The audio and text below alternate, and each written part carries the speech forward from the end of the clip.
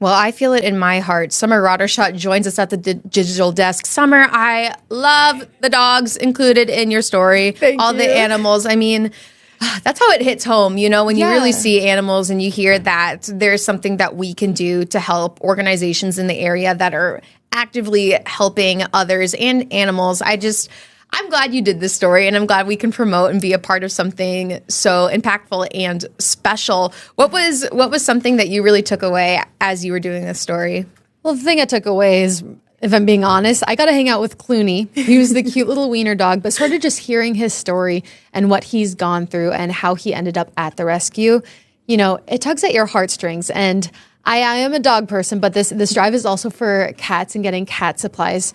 But it really is just, these animals were dealt a bad hand in life.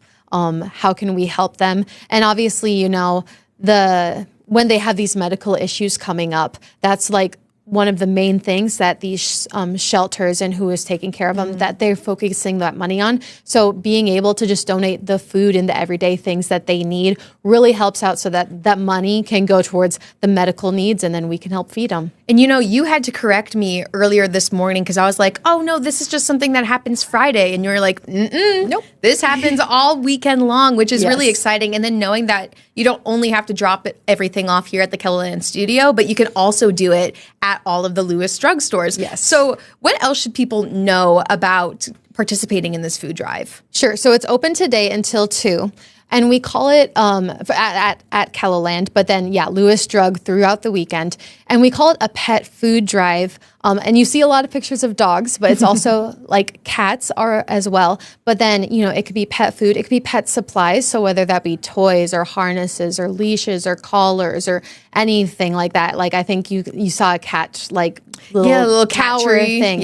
Tree thing. And then also just donations, and then maybe those donations, I don't know exactly what they're using it for, whether it'll be used for food or it could also help with, once again, those medical expenses, which are one of the biggest expenses that these nonprofits have when they're taking care of animals. And you were talking to the Dachshund Rescue, and from your interview with them, what was something that they said is so important about having this food drive every year? Yeah, I'm going to argue with you a little bit. It's Dakota Dachshund Rescue. Oh, thank you. Did I say Dachshund? But a lot of people say Dachshund. So wait, I like the correction. Can you tell me what the question was again? Because I'm going to be honest, that's the only thing that's stuck in my mind from That's that. fine. Talking to that person, your interviewee, what was something that they said makes the pet food drive so important every year? Yeah, so not only is it raising food, money, funds, and toys for them, but it's also raising awareness, because I don't know if it's going to be the whole day, but like they hope to have some animals out there, and just telling them, like, this is who we are. These are the animals that we're helping to save, and this, when you support us, this is who you're helping. And especially with Dakota Dachshund Rescue, they're all volunteers. She's like, we don't get paid for this, we're fostering these animals, so you just get to hear more of their story. And I think it gives you a little bit more of a safer feeling because, sometimes you might see something online. It's like, donate to this. And it's like, well, is my money actually going to this? When you're giving to this KELOLAND pet food drive that, it's going to Dakota Dachshund Rescue, Almost Home Canine, and the Sioux Falls Area Humane Society. That's exactly who it's going to. Kello doesn't get a cut from this. So, I think it just gives people a peace of mind, and you get to hear the stories behind why these people are saving the animals like they are. I like that it's hands-on too, especially to that point that you're saying, what you're actively being involved in. And I've learned 2 new things today. One, that this goes on all throughout this weekend, and Dachshund. And I'm going to be honest, I've argued with a couple of people about this. And so there are definitely people that say Dachshund. And so you're not technically the only wrong, one. But Dakota Dachshund Rescue said Dachshund. Okay. So, it's in print. You can still say Dachshund if you want. Nope, but Dachshund. I'm gonna correct you every time. So. I actually really appreciate that. I need that little boost. You know what I'm saying? It's Dachshund. Dachshund. People are gonna argue with me about it, and that's fine. That's fine. Just help out the animals, and you can say it however you want. I don't care. I think I agree with that too. We all agree with that. Exactly. Summer, thank you so much for joining me here. And everyone stick around. We still have a lot to get through on Inside the Newsroom. But first, we're going to the State Fair. We're looking at a new sheep facility when we come back after the break. And welcome back to Inside the Newsroom. agriculture is a big part of the South Dakota State Fair. In fact, this year, sheep producers now have a brand new facility to show off their livestock. In fact, Kelly Vogt takes us there. About 160 people from 7 states are showing sheep in open class events at this year's State Fair. Jonah Fries from New Salem, North Dakota is one of them. This year, Fries and other producers get to experience the shed for the first time. It's beautiful. It's just a beautiful building, a great asset to the fairgrounds, and it's just a great place to display our sheep. The shed can hold 1,000 sheep and features a 2,300 square foot show arena. We have wider alleys here. We have nicer pens here. Bleachers are nicer. Everything about the building is nicer. This new facility also has an education center where you can look at different sheep-related displays and do activities. We're hoping to use it as an area that we can embrace non-ag people and tell them the story about ag. Fries encourages fairgoers to stop by. Front of the building is educational, has a lot of different display booths there for breeds, for items that are made out of wool. And then as far as just coming through the barn itself and visiting the breeders if you want to ask questions, or else just look at the sheep because they're very well displayed.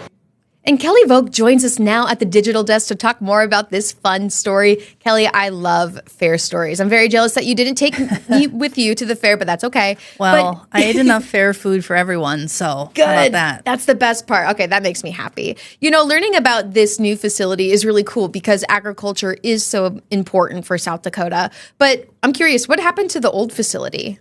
Well, it was kind of a chain reaction of events. What happened was in 2020, the beef barn burned down, and the sheep facility was near the beef barn. So in order to build the decks, which is where cattle are shown now, they had to tear down the sheep barn. And so there was kind of a chain reaction of projects there. And so now there is a new sheep complex, as you just saw. And then another part of the story is that the original sheep barn was aging. It was built in the 50s. So the fair knew it needed a new facility, but that fire that happened in 2020 really kind of accelerated the process. It seems like everyone's so excited that ag can be alive and well in this new facility too. As you and your photojournalists were collecting video for this piece, what elements did you want to stick out for viewers? Well, of course, we wanted to show as many sheep as we could because everyone likes looking at animals, myself included. Yes. So we really wanted lots of sheep in there. And of course, it's important to hear from someone who's actually raising sheep about what they think of this place. That's excellent. And, you know, will the building be open year-round, or is this just for the state fair? Well, during the state fair, it is used as the open class sheep exhibit building. But outside of the fair, it will be used to hold other events related to livestock and horses. Excellent. Is there anything else that you'd like viewers to know about this specific state fair story? No, I'm glad people got to see it, and it was fun to shoot. Excellent. And then what are you working on tonight? Because it's still related to the state fair, right? Yeah, I'm on a state fair series this week. Well, the food is also a big draw at the fair. So we're going to talk to some folks who have been selling food at the fair for decades, 30 and 40 years. Oh, sounds good. And you said that you ate enough for everyone in the newsroom, so I'm excited to see what is in store. Kelly, thank you so much for joining me here at the Digital Desk. And everyone stick around, because if you're making some weekend plans this Labor Day weekend, you might need to anticipate some rain. Scott Munt's coming on to talk a lot more about that after the break.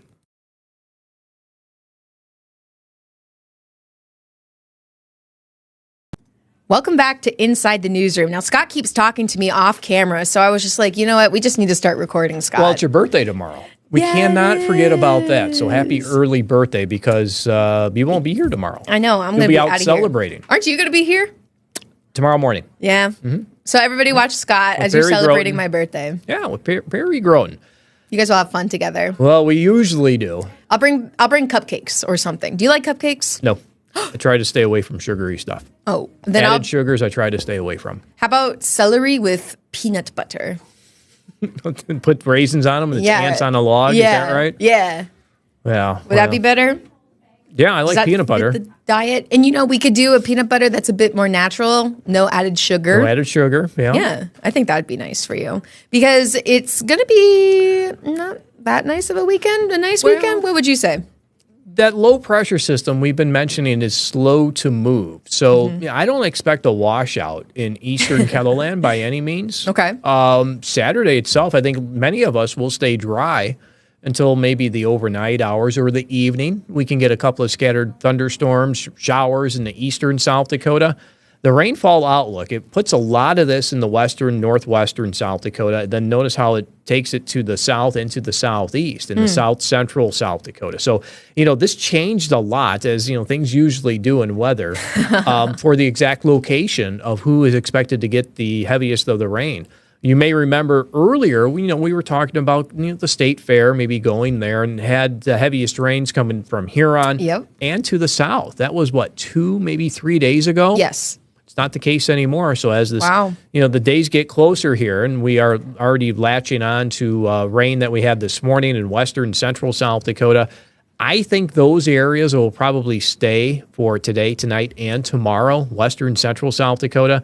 Better chances for rain tomorrow night, Sunday, and even on Monday, we could have some lingering rain in eastern South Dakota. People need to know they're putting their boats away Labor Day weekend. Try to squeeze out whatever they can. I know, whatever you want to say is, the rest of summer. But, we'll warm again. We'll have temperatures try to return to the 80s. Sooner or later. Well, I feel like we got to get through this cold first. Where's the Maddie meter? Well, no, we don't want to bring out the Maddie meter because I think if I can get to the right graphic here, let's do. Everybody remember the Maddie meter? Oh, everybody, yeah. In fact, I think I buried that one somewhere in my graphic system. I have to remember treasure. where it is. I should just have my own storyboard or sequence labeled as Maddie. Oops. Here's midweek next week. Remember this graphic? Been showing it all week. Yeah. Right. That's where the fuming Maddie meter came out. I know. Here's a look at the forecast highs. It's looking at 50s and 60s into KELOLAND. Now, it does say 60 there in north central South Dakota, but a lot of that green is temperatures coming in at around, in the 50s. Now, middle, upper 50s. This is Wednesday. During the afternoon, we can see those numbers in the 50s and 60s. And look at this. This is the wind. So the strong front moves through. We'll have colder temperatures. We'll have strong winds. Some of these wind gusts of 30 to 40 miles per hour. We'll have the rain. This is more than a taste of fall. Don't you think? I think so. Do we need rain right now, Scott? Some areas do. Western South Dakota, they'll take it. Okay. They'll take the rain in western South Dakota. Now, there are other areas that, maybe don't need the rain. Huron set a record, and they could add to that. Really? For the last couple of days of the month. For August. I see. For the month of August, it's a new record, just shy of 7 inches. So, if they get 1,200s over the next couple of days. 1,200? They're at 1,200s. Oh, okay. They're 1,200 inches. They get 0.12 over the next couple of days. They'll be at 7 inches or more for the month. That's insane. Isn't that something? But did they need it? No. I mean, after having all this rain, they're looking at a record rainfall for the month of August. They probably started going into late spring, early summer. Yes, they could use that rain. Okay. Now they've seen too much. They've had some flooding issues. They've had, areas of Beetle County coming in with flash flooding from last week when they had a lot of the heavier rains move through. So, yeah, they can put the brakes on the rain for them. Same for Watertown. Watertown's been receiving a lot of rain, while western and southwestern South Dakota, they'll soak up whatever they get over the next couple of days. Correct me if I'm wrong, but isn't it if you have a lot of rain in the summer, leaves will start falling later in the fall? Well, that can go changing color because they're taking the water both ways. Oh, it can. Yeah, I mean, if it's too much water, then the tree will react differently. Okay. But when those summers that we've had more dry weather than wet weather, those leaves do start to let go a little sooner, and it all depends on what's going on with our temperatures, too. I've already seen some trees in my neighborhood fall. Yeah, Brian made that comment too, and I've had a couple of leaves around my house too. Yeah, there've been a couple of leaves that have changed as well. I think my birch tree had a couple of yellow leaves on it. I've seen red even, and I'm like, wow, it's really fall. I have a quick game for you, Scott. Oh boy. Okay. I wish I had some visuals. I'll close my monitor. Yeah, no more work. No more work. Okay. Okay, so since it's already fall, I want to play a game of this or that with you. Are you kind of familiar with this? Or that. Yeah, exactly. It's like whether or not. Okay. So you have to choose. I'm going to present 2 options to you, and then you have to choose one of them, this or that. Okay? Okay. So this or that. We're developing an audience off camera. Too. Really? Oh, yeah, good.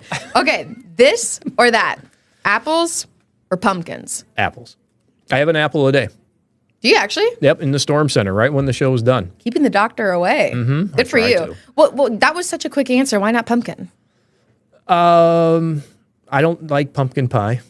Okay. I don't know what else I would have pumpkin with. The pumpkin spice latte. Yeah. The PSL. Is that what the kids call it nowadays? That's what it is. Yep. Okay. Hashtag All right. PSL. What about you were talking about eating the apple or pumpkin. What about picking apples or pumpkins? Both when I was a kid. What about now? We would go to the pumpkin patch. Okay. And get our pumpkins when I was a kid. Apple picking, I haven't done that in years. Well, I shouldn't say that. When Peyton was younger, we went out to the apple orchard, which I think are they open this they're open now. Yep. Is that the reason why you're asking this yes, or that thing? Carly Phillips will be doing a story tonight in our evening newscast. Watch the newscast. What about for you? Apples or I could throw this on you too. Wow, I wasn't ready for this. Or that.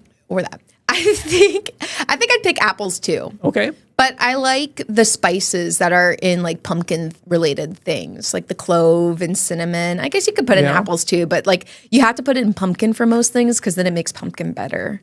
Apples alone are just good enough, but pumpkin alone, not good enough. And then you had to get through the hard shell and the hard shell, yeah. But you could have pumpkin seeds versus pumpkin apples. Melanie's made that before. Really? Yep. We'd carve the pumpkin, take all the guts out, separate the seeds, and put them in the oven. You can make them really well. My family used to make them pretty good. Okay, one more, this or that, just because we're running out of time. Sweater weather or shorts year round? Sweater weather. You're quick with that one too. Because I wear sweater and shorts together. Oh my gosh, that is the most Midwestern answer ever. That's all you got? Come on, one more. Okay, Halloween or Thanksgiving? Oh, that's a tough one. That is a tough one. Yeah, how do you weigh this out, right? Yeah, I don't know. You can't pick? You have to pick. It's this or that. I have to pick? It's this or that. Oh, I should not have asked for one more. Oh, yeah, that's a tough one. That's a real tough. I would probably say, I don't know. No, see, I'm not going to commit to that one. Okay, fine. Nope. You can think about this, and then we'll revisit this or that at a different time. Yeah, I don't know if I'd be able to pick on that one. Okay, well, this or that has concluded. You should have added the next holiday. Christmas? Yeah. Is there any other holidays after that? Then you got New Year's. And I guess so. And you go through the rest that's winter of the holidays. We're in fall time now. Come on, Scott. Come on. We got to get back in fall. Oh, I can't commit. No, you can't. All right, Scott, thank you so much for being here. We got to get on to our next segment because football starts tonight in the KELOLAND area, and we are exclusively streaming one of those games on KELOLAND Plus and some of our other networks. Want to learn more? Well, stick around on Inside the Newsroom. Our sports director is coming on next.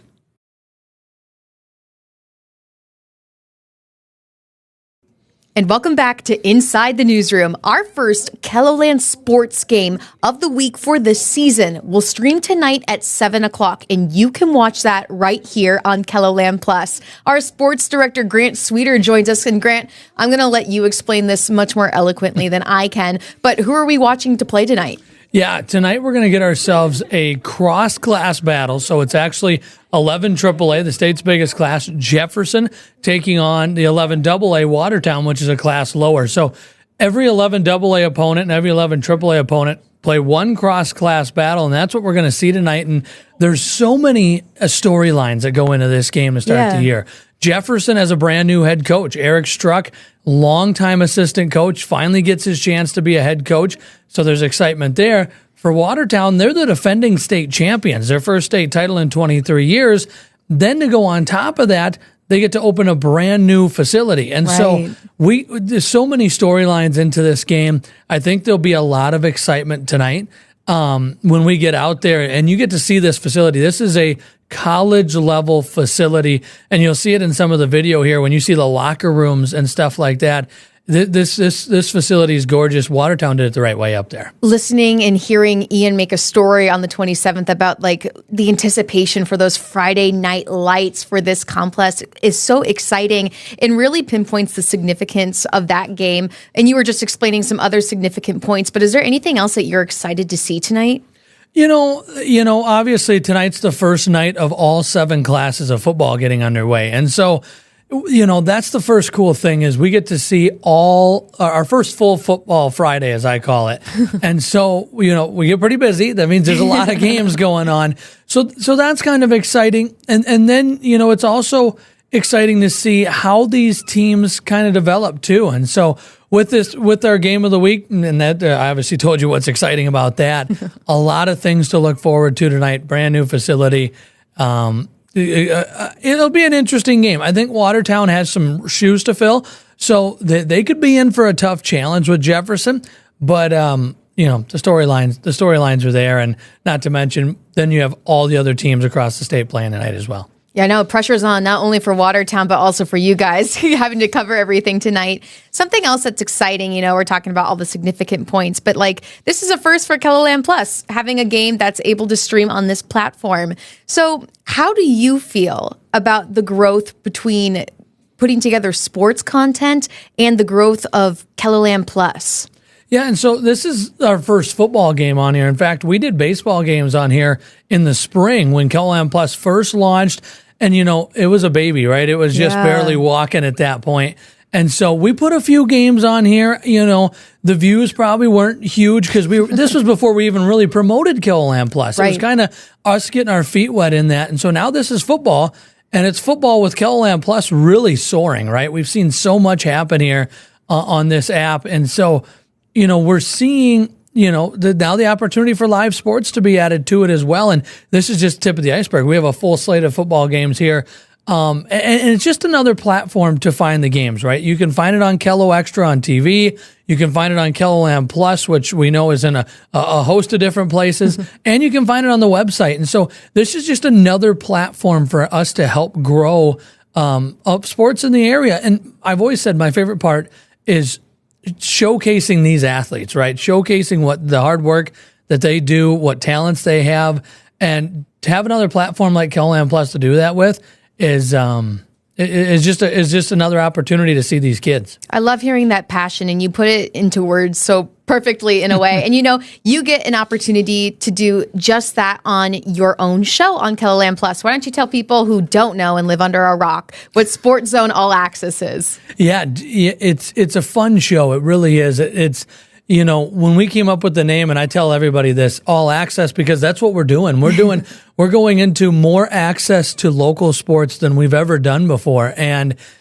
you know, if Monday through Friday, 3:30 on KELOLAND Plus, it's an opportunity. We're going to talk something local sports, and we're going to go into a depth that we don't usually get to do on our regular news. So that's the cool part, is getting to dive into talking about some of these athletes or some of these teams that we're able to go way beyond what we ever have. And that's kind of the fun part that KELOLAND Plus has added. Any other closing thoughts that you have, Grant? No, a lot of excitement. You know, we have a full list of games. You can see that on our website. And tonight, 7 o'clock is the kickoff between Jefferson and Watertown. Ian Sachs, Jordan DeSmit will be on the call, and we'll preview that coming up later in Sports Zone All Access. You're going to be busy tonight, Grant. Thank you so much for joining me here at the Digital Desk. And everyone, thank you for watching Inside the Newsroom. We bring you those trending stories every day, Monday through Friday. And now we're going into Labor Day weekend. So until next time, have a great weekend, everyone.